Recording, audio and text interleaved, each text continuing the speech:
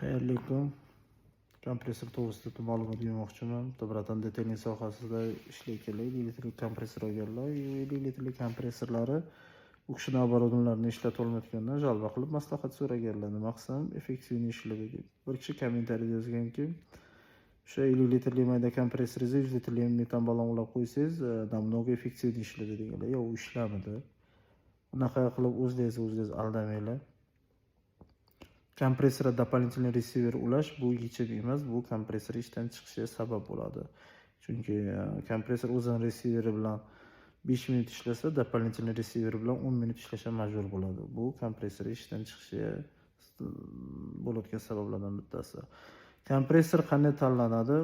Kompressor tanlashda обязательно o'sha воздушный sistemada ishlayotgan оборудование hisob-kitobini qilib chiqish kerak.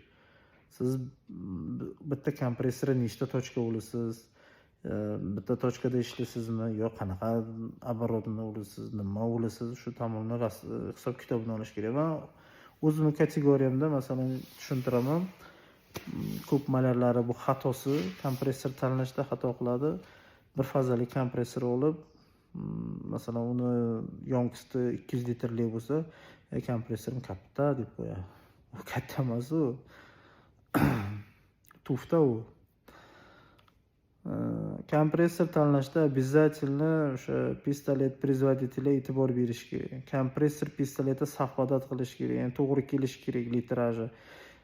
Pistolet masalan средний давлениедagi masalan mana shu pistoletim 1 minutda 280 litr rasxod qiladi. 220 da ishlayotgan kompressor 1 minutda o'sha eng kattasi 280 litr havo kachat qilib beradi. U kompressor bilan bu pistolet ishlamadi. Chunki выходida 280 litr bo'lgan kompressordan 30% minus qilinadi, chunki shlangda kelgani uchun shlang uzunligini evazi ham magistral bo'lmagani evazi ham 30-40% minus qilib tashlanadi zapasi bilan. Agar magistral bo'lsa, magistralda 20% minus qilsa bo'ladi. Chunki magistral katta turbadan keladi, shlang diametri mayda bo'ladi. O'shana qarab kompressor tanlanadi. Mana shu 280 litr vozdux trevot qilayotgan pistoletda 450 litr minutga kachat qilayotgan kompressor kerak. 450 litr minutga kachat qilayotgan kompressor 3 fazali kompressor bo'ladi.